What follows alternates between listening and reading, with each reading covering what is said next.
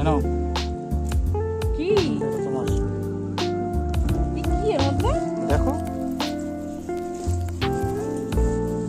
মাখামাখি আছে ঠোঙ্গা ঠোঙ্গা আছে ও এম জি তুই ক্যামেরা করছো একটু কাছে আনো একটু কাছে আনো দেখো কি আছে আমার হেভি খেতে ইচ্ছে করছিল এই কটবেল মাখা কতদিন খাই না মানে এই সিজনে তো এখনো খাইনি দেখেছিলাম সেদিন বাজারে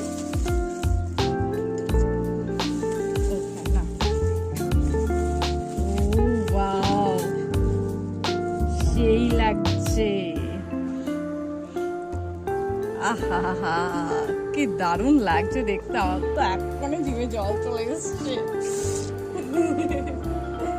সেই লাগছে সেই তুমি খাবে তো না কেন খাবে না কেন বাবা তুমি তো দেখি আমার প্লেটে নিয়ে এসেছো দাও একটু প্লেটটা ছাদে বসে আছি দুপুরবেলা প্রচন্ড টক খেতে ইচ্ছে করছিল আর এই কর্তামশাই ছিল না বাড়িতে কাকেই বা বলবো যে আমাকে কিছু একটা টক ফক কিছু একটা মাখামুখি এনে দাও তো মানে মনের কথা বুঝে এটা একটু ধরো না ঘরে রাখো আমার মনের কথা বুঝে দেখো নিয়ে চলে এসেছে এই সিজনে আজকে প্রথম খাচ্ছি আমি কদবেল মাখা খাবে আমাদের বাড়িতে চলে এসো আর বেশিক্ষণ কিন্তু থাকবে না চলো একটুখানি খেয়ে দেখি দেখে তো দারুণ লাগছে গাছ পাকাই মনে হচ্ছে বলো মনে হয়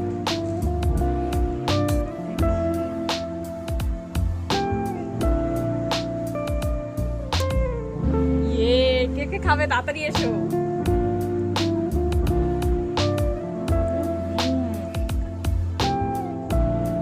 দারুণ দারুণ দারুণ টক পুরো গাছ পাকাই লাগছে চলো আমি এই দুপুরবেলা ছাদে বসে কদবেল মাখা এনজয় করি আর তোমরা ভিডিওতে একটা কমেন্ট করো যে তোমরা কে কে এই জিনিসটা পছন্দ করো বা এই সিজনে এখনো খেয়েছো কিনা চলো লোভ কিন্তু দেবে না তাহলে কিন্তু আমার পেট ফুলবে এই তুমি একটু খাও না কি গো চলো টাটা একবার খাও দেখো দুপুর রোদে খাচ্ছি কদবেল মাখা কি যে ভালো লাগছে এখন রোদ যায়নি তোমার মুখে তো রোদ পড়েছে কেমন লাগছে বলো চলো টাটা দেখো বন্ধুরা কটবেলের খোলাটা দেখলেই বোঝা যাচ্ছে যে এটা কতটা গাছ পাকা ছিল আর দারুণ টক ছিল খেতে মানে সেই জাস্ট অসাম